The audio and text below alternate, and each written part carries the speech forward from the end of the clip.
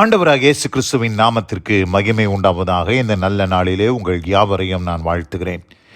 இந்த நாளின் தியானத்திற்கு என்று தெரிந்து கொள்ளப்பட்ட வேத பகுதி 1 சாமுவேல் 16 அதிகாரம் 1 1 Samuel chapter 16 verse 1.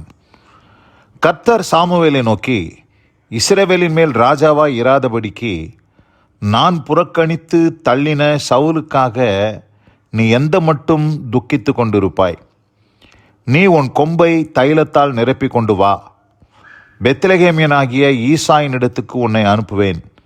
அவன் குமாரரில் ஒருவனை நான் ராஜாவாக தெரிந்து கொண்டேன் என்றார். ஆமேன். பிரியமானவர்களே, நான் வாசிக்க கேட்டதான இந்த வார்த்தைகள் தேவனாகிய கர்த்தர் சாமுவேலை நோக்கி சொன்ன வார்த்தைகள் என்பதை நாம் அறிந்திருக்கிறோம். எந்த சூழ்நிலையில் என்று சொன்னால், இஸ்ரவேல் ஜனங்கள் தங்களுக்கு ஒரு ராஜா வேண்டும் என்று முறையிட்ட பொழுது இஸ்ரவேலின் முதல் ராஜாவாக ஆண்டவர் அங்கே சவுலை ஆண்டவர் தெரிந்து கொண்டார். சவுலை சாமுவேல் அபிஷேகம் பண்ணினார். அவன் தேவனுக்கு கீழ்ப்படியாமல், தேவ சத்தத்திற்கு கீழ்ப்படியாமல் போன பாவத்து நிமித்தம் அவனுடைய ராஜ்யபாரத்தை அவன் இழந்து போக வேண்டிய ஒரு அவசியம் உண்டாயிற்று. தான் செய்த பாவத்திற்கு அவன் தான் பாவம் செய்தேன் என்று சொன்னானே ஒழிய மனம் திரும்பவே இல்லை. சவுல் மனம் திரும்பலை. தாவீதும் பாவம் செய்தார். தாவீது செய்த பாவம் சவுல் பாவத்தை பார்க்கணும் பெரிய பாவம். ஆனால் தாவீது மனம் திரும்பினார். பாவ அறிக்கை செஞ்சார். அந்த பாவத்தை தேவன் மன்னித்தார். ஆனால் இங்கே சவுல் மனம் திரும்பினதாக காணப்படவில்லை. அவன் அந்த இடத்துல தனக்கு கனம் உண்டாக வேண்டும் என்று தான் சொன்னானே ஒழிய மனம் திரும்பவில்லை. அது நிமித்தம் அவன் ராஜ்யபாரம் நிலை நிற்காமல் அவன் ராஜ்யபாரத்தை இழந்து போக வேண்டிய ஒரு சூழ்நிலை உண்டாயிற்று. கர்த்தர் சவுலை தள்ளினார் என்று நாம் பார்க்கிறோம், புறக்கணித்தார் என்று பார்க்கிறோம். இப்படி தேவன் சவுலை புறக்கணித்தது நிமித்தமாக சாமுவேல் அவர் மிகவும் மனவேதனைப்பட்டு கொண்டு இருந்தார் என்பதை 1 சாமுவேல் 15 அதிகாரம் 35 நான் வாசிக்கிறேன். சவுல் மரணமடையும் நாள் மட்டும் சாமுவேல் அப்புறம் அவனை கண்டு பேசவில்லை. இஸ்ரவேலின் மேல் சவுலை ராஜாவாக்கினதற்காக கர்த்தர் மனஸ்தாபப்பட்டது நிமித்தம் சாமுவேல் சவுலுக்காக துக்கித்து கொண்டிருந்தான். சாமுவேல் சவுலுக்காக துக்கித்து கொண்டே இருந்தார் என்று நாம் பார்க்கிறோம். அப்படி அவர் துக்கித்து கொண்டு இருந்தது நிமித்தம் 16 அதிகாரம் 1 ஆண்டவர் சொல்றாரு, நீ எந்த மட்டும் துக்கித்து கொண்டிருப்பாய்? நீ உன் கொம்பை தைலத்தால் நிரப்பி கொண்டு வா. பெத்லகேமியனாகிய ஈசாயின் இடத்துக்கு உன்னை நான் அனுப்புவேன். அவன் குமாரரில் ஒருவனை நான் தெரிந்து கொண்டேன் என்று ஆண்டவர் சொல்லுகிறார். பிரியமானவர்களே, இந்த அருமையான இந்த நல்ல நாளில் கூட இந்த சம்பவத்தை போல நம்முடைய வாழ்க்கையில் சில சம்பவங்கள் நடந்து முடிந்து இருக்கலாம். நாம் நம்பின ஆட்கள், நம்ம நம்பிக்கை வச்ச மனுஷர்கள் சிலர் நம்ம காலவாரி இந்த சவுலை போல அவங்க பின்வாங்கி போய் நம்மளுடைய நம்பிக்கைக்கு துரோகம் செய்தது போல சூழ்நிலைகள் உண்டாயிருக்கலாம். அதையே நீங்கள் யோசித்து இவங்க இப்படி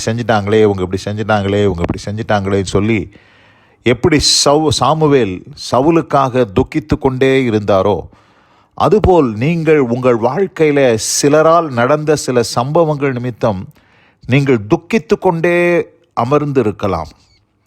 ஆனால் ஆண்டவர் அன்றைக்கு சாமுவேலை பார்த்து, நீ எந்த மட்டும் துக்கித்து கொண்டிருப்பாய் என்று சொன்ன அந்த வார்த்தையின்படியாய் இன்றைக்கு உங்களையும் பார்த்து ஆண்டவர் சொல்லுகிற காரியம் அதுவே. நீங்கள் எந்த மட்டும் நடந்த சில சம்பவங்கள், ஒருவேளை சில மனுஷர்களாக இருக்கலாம், உங்களோட வாழ்க்கையில் சில பிரச்சனைகளாக இருக்கலாம், உங்கள் வாழ்க்கையில் நடக்கக்கூடாத சில காரியங்கள் நடந்திருக்கலாம். அதை நீங்கள் யோசித்து மறுபடி நீங்கள் செய்ய வேண்டிய காரியத்தை செய்யாமல் நீங்கள் அமர்ந்து கொண்டு இருக்கிற ஒரு சூழ்நிலையில் நீங்கள் காணப்படலாம். ஆனால் ஆண்டு என்ன சொல்கிறாரு, நடந்து முடிஞ்சு போச்சு, பழைய காரியம் நடந்து முடிஞ்சு போச்சு, அதை விட்டு தள்ளு, நான் ஒரு புதிய காரியத்தை செய்கிறேன், எழுந்து வா அப்படின்னு சொல்லி ஆண்டவர் சாமுவேலுக்கு சொன்னது போல இந்த நாளிலே இந்த வசனத்தை கேட்கிற உங்களுக்கும் அதே தான் சொல்லுகிறார். நடந்து முடிஞ்ச சம்பவங்களெல்லாம் விட்டுடுங்க. ஒரு புதிய காரியத்தை நான் செய்கிறேன், தைல கொம்பை நிரப்பிக்கொண்டு நீ வா என்று ஆண்டவர் சொன்னது போல ஆண்டவர் இன்றைக்கு உங்களை பார்த்து ஆண்டவர் அழைக்கிறார். நீங்கள் எழும்பி வாங்க, உங்கள் சூழ்நிலை விட்டு எழும்பி வாங்க. ஏன்னா வேதம் சொல்லுது ஏசாயா தீர்க்க தரிசன புஸ்தகம் 43 அதிகாரம் 18 வசனத்தில் வாசிக்கிறோம், முந்தினவைகளை நினைக்க வேண்டாம், பூர்வமானவைகளை சிந்திக்க வேண்டாம், இதோ நான் புதிய காரியத்தை செய்கிறேன் என்று ஆண்டவர் சொல்லுகிறார். முந்தினவைகளையே நாம் நினச்சி கவலைப்படுறதுல பிரயோஜனம் இல்லை. பூர்வமானவைகளையே சிந்தித்து கொண்டு இருப்பதில் எந்த பிரயோஜனம் இல்லை. ஆண்டவர் என்ன சொல்கிறாருன்னா, நீ எழுந்து வாங்க, உங்கள் சூழ்நிலையை விட்டு எழுந்து வாங்க, அந்த சிச்சுவேஷனை விட்டு நீங்கள் வெளியில் வாங்க, நான் உங்களுக்கு ஒரு புதிய காரியத்தை செய்கிறேன் அப்படின்றத ஆண்டவர் சொல்லுகிறார். பழைய ஏற்பாட்டில் மாத்திரமல்ல, புதிய ஏற்பாட்டிலும் பார்க்கும் பொழுது பிலிப்பியர் 3 அதிகாரத்தில் நாம் வாசிக்கிறோம், 13 வசனம் சொல்லுகிறது, பின்னானவைகளை மறந்து முன்னானவைகளை நாடுங்கள் என்று சொல்லி. பின்னானவைகளை மறந்துடுங்க. இது வரைக்கும் உங்கள் வாழ்க்கையில் என்னென்ன சம்பவங்கள்லாம், உங்கள் வாழ்க்கையில் நடந்த விபரீதங்கள், மனுஷர்களால் நேரிட்ட பிரச்சனைகள், சில காரியங்கள் உங்கள் வாழ்க்கையில் பெரிய விபரீதத்தை கொண்டு வந்திருக்கலாம். அது எல்லாத்தையும் மறந்து தூக்கி எறிஞ்சிருங்க. உங்களுக்கு ஆண்டவர் நான் புதிய காரியத்தை செய்கிறேன்னு சொல்கிறாரு. நீங்கள் எழுந்து வாங்க. உங்கள் தைல கொம்பை அங்கே சாமுவேலை நிரப்பி கொண்டு வர சொன்னது போல் ஒரு புதிய அபிஷேகத்தோடு நீங்கள் எழும்பி வாங்க.